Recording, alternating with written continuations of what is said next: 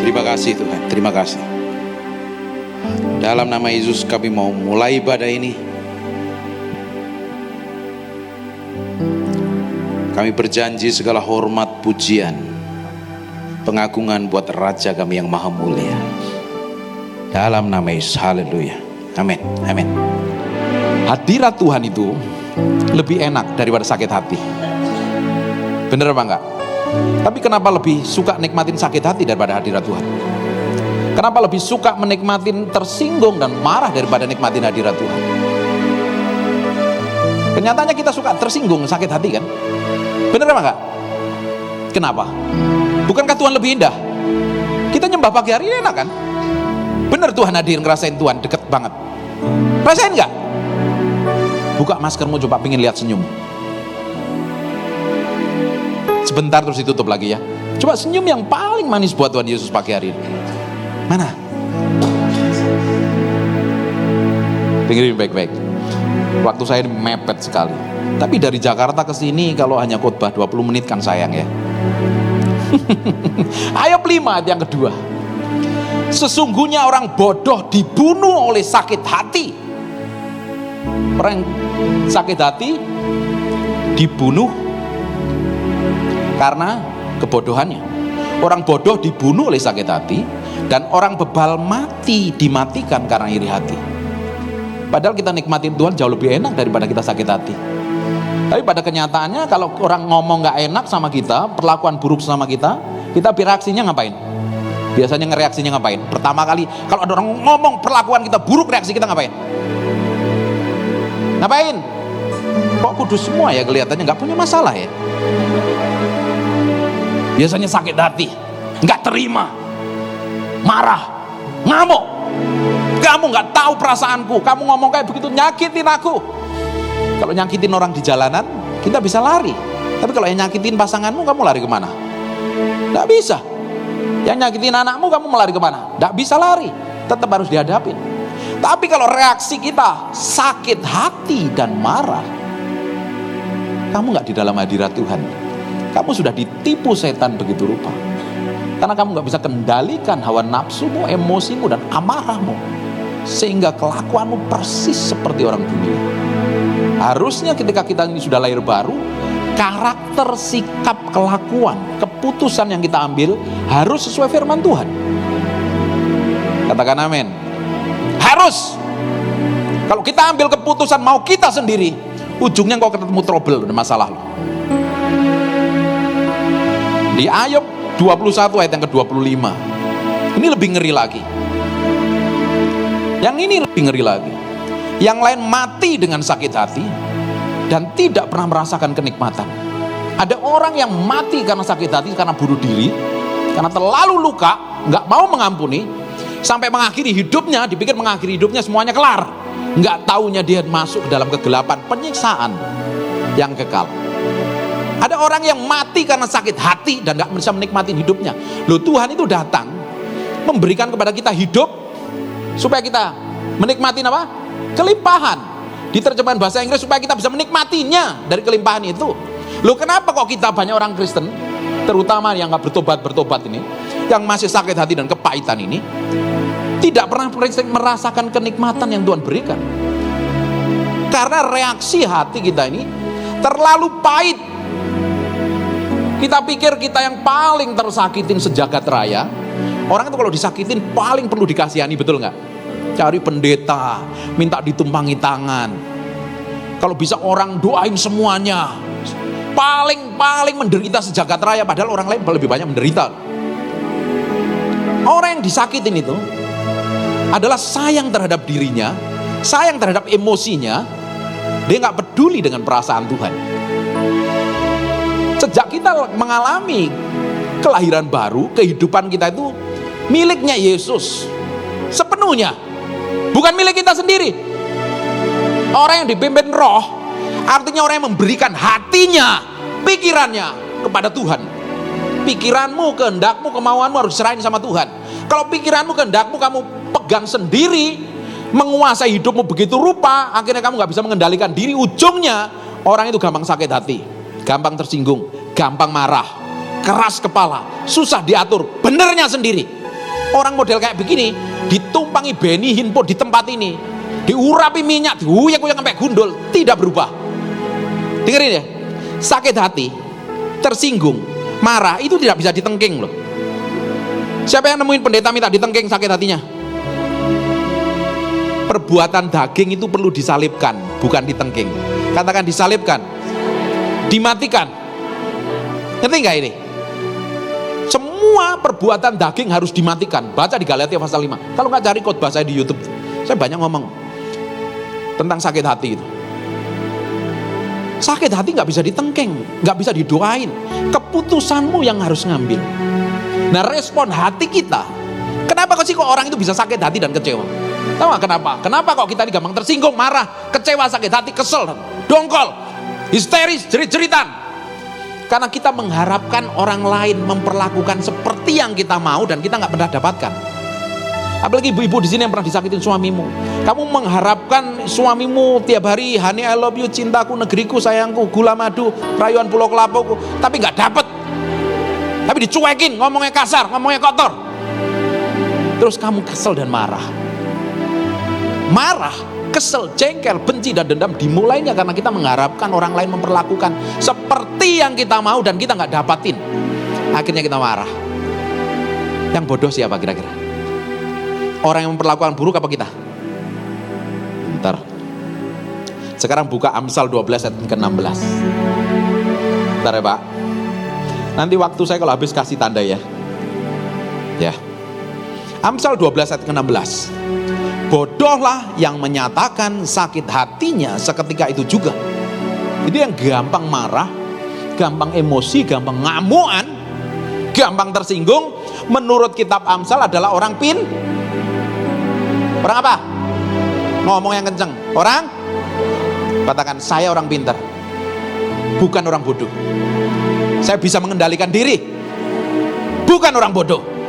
Tapi kalau praktekmu, kamu gampang marahan, gampang emosian, menurut Alkitab kamu orang bodoh. Bodohlah yang menyatakan sakit hatinya seketika itu juga, tetapi orang bijak itu mengampaikan cemooh. Kan kadang seringkali kita itu dengar perkataan-perkataan yang gak enak dari orang lain kan.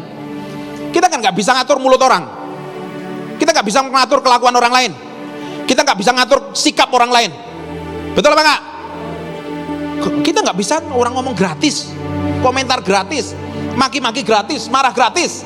Semua orang bisa melakukan sama kita, dan kita nggak bisa mengharapkan orang lain bersikap baik sama kita. Yang kita bisa lakukan adalah mengendalikan yang di dalamnya. Katakan amin. Kamu bisa mengendalikan hatimu. Orang bisa ngomong jahat, ngomong busuk, ngomong kotor, merendahkan, ngomong jelek, I don't care. Karena aku milik Kristus, aku sudah diperbarui dalam Tuhan. Tidak peduli engkau merendahkan aku, tapi nyatanya aku hari ini ciptaan baru di dalam Kristus. Aku yang diurapi. Hari ini posisiku adalah imamat yang rajani, gitu loh. Orang kok disinggung sedikit marah, ngambek, gak terima. Diperlakukan sedikit ngamuk, mukanya berubah. Opo kayak gitu tuh.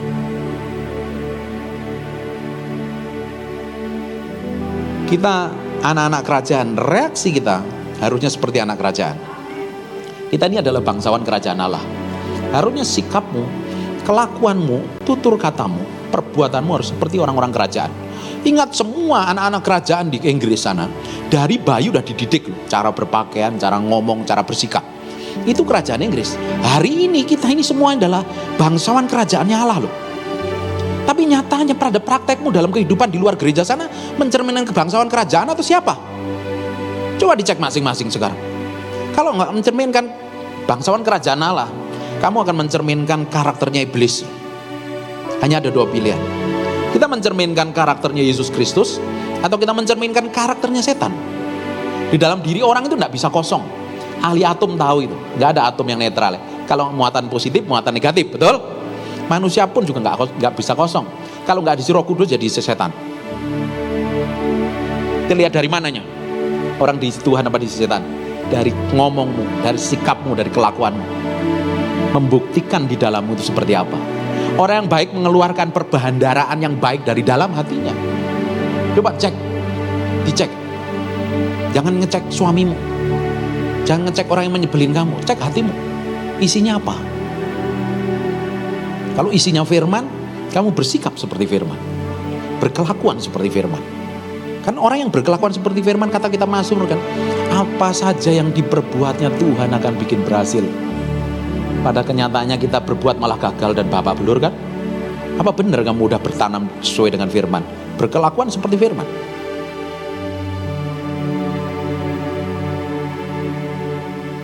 Ini orang-orang yang sakit hati. Kita lihat di Mazmur 73:21. Ketika hatiku merasa pahit dan buah pinggangku menusuk-nusuk rasanya. Siapa yang pernah ngalami kuwesel sama orang sampai sewakit pegel semua? Rasanya aduh gak enak banget. Tidur gak nyenyak, makan gak nyenyak. Pernah ngalami seperti itu? Ini loh, ini kayaknya suaminya sayang semua ya? Cinta semua ya? Kasih jajannya lebih ya? Semuanya kelihatannya mukanya bahagia semua sih. Ini baik-baik. Kalau kita kesel sama orang dan kita marah begitu rupa, yang rugi kamu sendiri. Ketika hatiku merasa pahit, akhirnya buah pinggangku menusuk-nusuk rasanya. Di Mazmur 31 ayat 10 ngomong begini, sebab hidupku habis dalam duka. Ini lebih ngeri lagi. Dan tahun-tahun umurku dalam keluh kesah. Ini ngenes ini orang yang ngenes. Hidupku habis dalam duka. Ngenes gak ini? Ngerti ngenes kan? Ini bahasa Surabayaan ya. Saya ini asli orang Malang loh, tetanggamu loh. Sebab hidupku habis dalam duka. Aduh ngeri. Dan tahun-tahun umurku dalam keluh kesah, menderita. Kalau orang hidup habis dalam duka, tadi ibu kan ngomong kan, tahu gak bahagia itu pilihan hidup kita? Bahagia itu pilihan, katakan bahagia itu pilihan. Ketika saya disakitin orang, saya bisa memilih marah, atau saya bisa memilih sini baru ngomong. Udah sarapan belum sih? Katakan, bahagia mulai hari ini adalah pilihanku. Ketika aku disakitin orang, aku bisa memilih marah atau seneng. Pilihanmu hari ini. Kamu dengerin hari ini bisa ketawa senyum, nanti praktek kamu bisa nangis. Beneran, gak kuat. Ibu Eli tolong. Gak usah doain, doa sendiri. Waktunya dewasa. Udah dikotbahin dari pendeta ABCDFG kok gak ngerti firman. Praktekin, jalanin. Amin. Kayaknya keberatan ya. Bahagia itu pilihan hatimu. Ketika orang memperlakukan buruk, kamu bisa reaksimu bisa tenang, enjoy. Seperti kita naik onta dan ada anjing chihuahua di bawah kita kaing-kaing, cuek aja. Itu loh pepatah kuno itu loh. Ya kan? Ngapain kita pusingin? Udah cuek aja. Kita memilih bahagia. Tapi kalau kamu memilih sakit hati, habis hidupmu. Kacau hidupmu. Kamu akan sakit katanya. Makanya orang yang memilih sakit hati itu kayak begini. Sebab hidupku habis dalam duka. Ngeri gak ini? Hatinya menderita terus. Dan tahun-tahun umurku dalam keluh kesah. Ya salahmu dewe. Ngapain gerutu ngomel? Mulut kita kan bisa ngomong yang baik dan bisa ngomong yang kotor. Kalau kita memilih yang baik, kita akan melakukan hal yang baik. Kalau kita memilih yang buruk, kita akan ngomong yang jelek. Betul apa enggak? Lu respon hatimu itu menentukan masa depanmu loh. Amin. Katakan mulutku nabi buat masa depanku. Tergantung kamu ngomongnya apa. Kamu ngomong baik, sikap yang baik, kamu akan tahu yang baik. Tapi kalau kamu kerjanya gerutu kayak ini, gerutu dalam keluh kesah, aduh susah ya, telah COVID, bangkrut, stres, bingung, suamiku kayak begini terus, anak-anakku lihat lah, iya ini, aduh kerjanya kayak begitu, kamu tambah parah. Tahu nggak bangsa Israel dibawa ke padang gurun nggak kelar-kelar, karena kerjanya tiap hari ngomel. Nikmatin Tuhan, lihat tiang awan, lihat tiang api. Makan, malaikat masakin roti, pingin daging, dikirim daging. Kurang apa? Bukankah banyak orang Kristen hari ini diberkati sudah, dicukupin, tinggal di tempat enak, pakai mobil enak, anak-anak baik, kadang suami kurang baik juga gak apa-apa. Tapi kerjanya gerutu dan ngomel. Semakin kamu gerutu, ngeluh, ngomel, apalagi kamu cari pendeta, konseling, kerjanya ngomel, jelekin suamimu, wah tambah lama kamu. Gak kelar-kelar loh. Sekarang mulutmu harus ngomong yang baik mulai hari ini. Katakan amin. Bangsa Israel harusnya perjalanan itu ditempuh hanya beberapa hari, tapi waktu yang lama karena sikap hatinya gak dewasa. Udah tempuh waktu yang lama, mati di padang gurun. Ngeri gak itu? Nggak masuk tanah perjanjian, 2 orang, Kaleb dan Yosua. Sisanya yang di atas 20 tahun mati. Hatinya busuk nih, sikap hatimu busuk. Sikap hati bangsa Israel itu busuk. Kerjanya ngomel, gerutu, ngeluh, marah-marah. Berontak sama pemimpin. Ujungnya habis hidupnya. Hidup hari ini. Kalau kau pengen melihat hari-hari baik ke depan, jaga sikap hatimu loh. Sikap hatimu nggak ada yang tahu loh. Yang tahu hanya Tuhan dengan kau loh. Ngerti nggak? Ngerti nggak ini? Dipenuhi kemuliaan, dipenuhi pujian. Kalau mulutmu kerjaannya nyembah Tuhan, ya nggak akan ngomel. Nyembah Tuhan enak kan? Saya bilang nyembah Tuhan tuh enak daripada ngomel, daripada gerutu, daripada ngeluh. Kalau lagi stres bingung, cari Tuhan. Jangan cari pendeta. Bapak Ibu kalau dengerin khotbah saya, kalau kamu stres bingung cari Tuhan, jangan cari pendeta.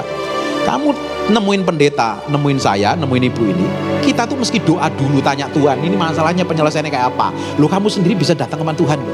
Daripada ngomel, gerutu, jelekin orang lain segala macam, lebih baik Kau saja yang suci, Kau layak terima glori. Yesus kau Tuhan. Nyembah Tuhan. Pak, suaraku falas, Tuhan gak peduli. Pak, aku ngomong aja falas, nyanyi. Kan ada handphone. Handphone kamu cari lagu penyembahnya Terry McAlmont, itu penyembahnya bagus tuh. Catat tuh kalau belum tahu, Terry McAlmont. Jangan nyanyi udah tahu punya masalah berat nyanyinya. Beban beratku persoalan. Loh, kamu gak nyembah, kamu ngeluh itu. Nyembah Tuhan, adoration, pengagungan. Cari penyembahnya lagunya Benny Hinn itu bagus, surapan. Terry McAlmont, Michael W. Smith ya. Smith. Itu cari penyembahan-penyembahan itu daripada ngomel gerutu. Kalau nggak ngerti, Pak, aku nggak ngerti lagu. Orang Surabaya itu pintar, bahasa Inggrisnya lebih pintar dari saya kok. Cari lagunya Pak Niko, enak. Itu nyembah Tuhan. Daripada gerutu, ngomel, ngeluh, minta konseling sama pendeta, kamu sendiri cari Tuhan. Sebab hidupku habis dalam duka dan tahun-tahun umurku dalam keluh kesah. Kalau kamu nyanyi, kamu nggak berkeluh kesah. Kamu nyembah Tuhan. Justru dalam kamu dosi hatimu jengkel, marah, nggak terima. Pahitnya bukan main, kamu nyembah Tuhan. Kamu keluar nyanyian penyembahan, bukan gerutu omelan. Kalau kamu gerutu ngomel ngeluh terus, kekuatanku merosot karena sengsaraku. Dan tulang-tulangku menjadi lemah, osteoporosis, pincang-pincang kena asam urat, encok pegelino, karena apa? Pahit hatinya, ngomel terus, orang hidupnya ngomel, gerutu ini. Saya itu kalau ngonselingin orang kerjanya ngomel loh, saya bilang tak matiin handphone dulu. Kamu mau denger saya atau kamu mau ngomel? Mulut kita kerjanya untuk nyembah Tuhan buat ngomel. Terus begitu jelekin, udah tahu suaminya kelakuannya buruk, ya jangan diomongin buruk, diomongin janji Tuhan, maunya Tuhan, diperkatakan yang baik. Kalau kita memperkatakan yang baik, Tuhan akan lakukan yang baik. Tapi kalau kita ngomong yang gerutu, ngomel, jelek-jelek, itu tambah parah. Ini pada kenyataannya kalau kita lagi emosi nggak terima kan, terus kalau kita nggak terima, terus kita pakai ayat nyerang. Karena kita merasa kudus, suci, tak bercacat celah seperti Bunda Maria. Oh, haleluya. Kita serang pakai ayat. Padahal kita nggak tahu yang di dalam kita ini sebenarnya apa di hadapan Tuhan. Saya kasih tahu Bapak Ibu, kalau engkau setiap hari nyembah Tuhan, bergaul dengan Tuhan setiap hari, yang di dalam hatimu tuh dibersihkan pelan-pelan. Nggak ada yang lain kecuali Tuhan. Kalau engkau gampang ngomel, gampang gerutu, sekarang mulai bertobat, cari Tuhan, sembah Tuhan. Nanti Nanti kalau saya diundang lagi ke sini, saya berharap diundang lagi. Ini baik. Saya ke sini kalian udah jadi powerful. Menangin ibu-ibu yang lebih berantakan di luaran sana, datang ke Semani dikonselingin. Amin. Jangan hari ini, ya hari ini boleh dengerin khotbah, tapi suatu hari kamu akan nginjil ke luaran sana. Melayani orang-orang yang di luaran sana. Amin. Engkau harus mengalami kemenangan. Kamu dengar firman ini pulang harus berubah. Katakan saya harus berubah. Kalau nggak berubah, Tuhan paksa saya berubah. Tuhan paksa saya berubah. Itu kalau Tuhan paksa urusanmu sama Tuhan. Ya. Terus tetap perhatikan. Ayat yang ke-12. Di hadapan semua lawanku aku tercela. Siapa yang pernah dijelekin sama semua orang, menakutkan bagi tetangga-tetanggaku, dan menjadi kekejutan bagi kenalan-kenalanku. Mereka yang melihat aku di jalan lari daripadaku. Pernah nggak? Ibu pernah ngalami ketika bapak ibu ngalami masalah, merasa paling ditinggalkan seluruh orang sejagat raya meninggalkanmu? Apalagi kalau kamu lagi bangkrut, orang nggak mau dekat, jangan dekat-dekat dia pasti mau ngutang. Saudara kita datang ke saudara nih, dia udah malas buka pintu, dikirain kita mau ngutang. Orang tuh ya, kalau dalam kondisi tertekan, kita tuh merasa gampang tersinggung. Sensitif sekali. Tapi kita harus belajar. Dalam waktu kondisi yang sulit itu, justru Tuhan sedang berurusan dengan hati kita. Ayat yang ke-13. Aku telah hilang dari ingatan seperti orang mati. Telah menjadi seperti barang pecah. Gak berharga. Ketika orang perlakuan buruk sama kita, kita merasa gak bernilai rasanya. Merasa ditolak di mana-mana. Ayat 14, sebab aku mendengar banyak orang berbisik-bisik. Diomongin, wih jangan deket-deket sama dia. Oh dia itu cerai itu, suaminya galak. Wah dia mah munafik dia. Nah begini, udah usah dengerin kata orang. Ada kegentaran dari segala pihak. Mereka bersama-sama bermufakat mencelakakan aku. Mereka bermaksud mencabut nyawaku. Tetapi aku, kepadamu aku percaya ya Tuhan. Aku berkata, engkaulah Allahku. Masa hidupku ada dalam tanganmu. Lepaskanlah aku dari tangan musuh-musuhku dan orang yang mengejar aku. Perhatikan. Buatlah wajahmu bercahaya atas hambamu. Selamatkan aku oleh kasih setiamu. Tetap. Orang kalau nyari Tuhan, kalau kita ini posisi kita ini benar di hadapan Tuhan, kamu gak perlu khawatir. Orang bisa persalahkan kita, orang bisa tuduh kita, orang bisa perlakukan buruk sama kita. Gak usah pusing. Saya itu gak terlalu pusing, orang suka apa gak suka sama saya. Yang penting posisi saya benar di hadapan Tuhan. Kalau posisi saya benar di hadapan Tuhan, orang boleh ngomong apa aja, I don't care. Gak peduli saya jalan terus sama Tuhan. Tapi kalau posisi salah, orang ngomongin ya kita bertobat, balik kepada Tuhan. Kalau posisi kita benar gak usah pusing. Orang ngomongin di luaran sana, perlakuan buruk kayak apapun, kata-katain kita yang jelek kayak apapun juga, gak usah pusing, gak usah dengerin. Kita dengerin janji Tuhan, kita hidupi sama firman Tuhan, baru hidupmu tuh bahagia. Kita itu gak bahagia karena kita sering dengerin kata-kata orang lain. Dengerin baik-baik. Hidupmu tidak ditentukan oleh perkataan orang lain, hidupmu ditentukan oleh janji Tuhan. Ngapain pusing perkataan buruk tentang orang lain? Perkataan orang lain jelek kok, orang ngomong gratis. Dan kebanyakan ngomongnya dibumbuin. Apalagi kalau dia dasarnya gak suka sama kita, dibumbuin sedikit pedes, seperti makan nasi padang, rasanya enak sekali, dijelek-jelekin, gak usah pusing. Hari ini fokusmu sama Tuhan. Kalau engkau fokus sama Tuhan, di Filipi 4 ayat 8, pikirlah yang baik, sedap dengar, patut dipuji, disebut kebajikan. Hatimu tuh fokusnya ke sana. Kalau hatimu fokusnya ke sana, hidupmu tenang dan enjoy. Amin. Amin. Sudah berapa menit ini? Hah? Oh itu jam 3. Coba cek jam dulu. Sudah selesai ya? Jam 12. Iya. Selesai ya? Bangkit berdiri sama-sama. Ambil komitmenmu sama Tuhan.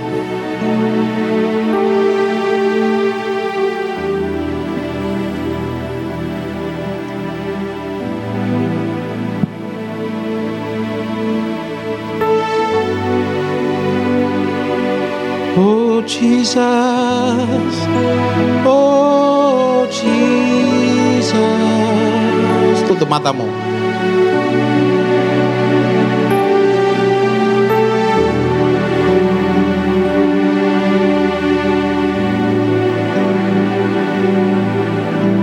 Bapak, dalam nama Yesus hambamu berdoa. Aku materaikan firman ini dengan darah Yesus. Amin. Nempel dalam hati kami berminggu-minggu, berbulan-bulan, bertahun-tahun, firman ini jadi kehidupan. Tuhan, aku berdoa.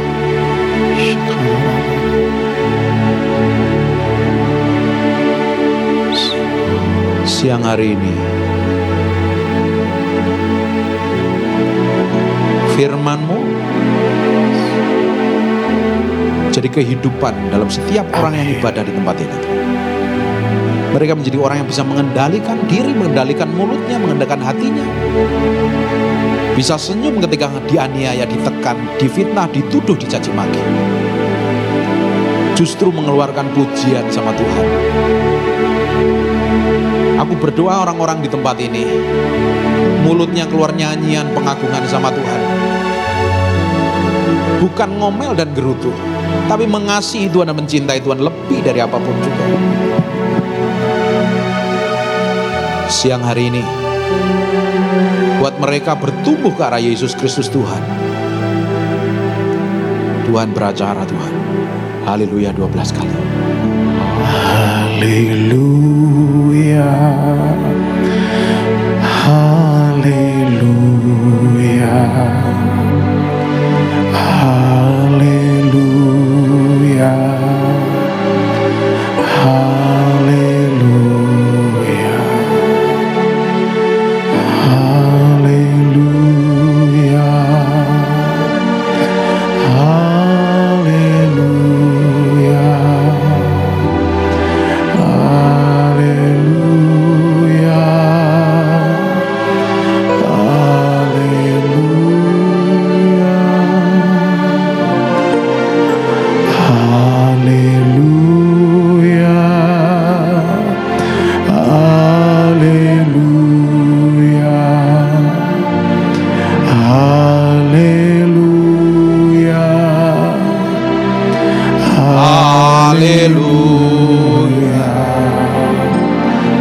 Haleluya.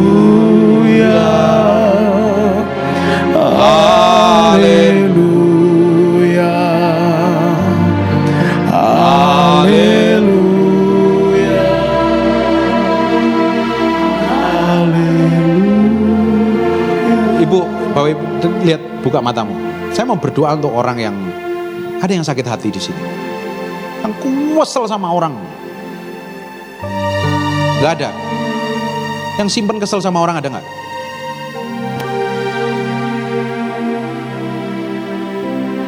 Gak ada. Saya gak doain kalau gak ada. Tapi angkat tanganmu, kita mau berdoa ya. Angkat tanganmu dua-dua.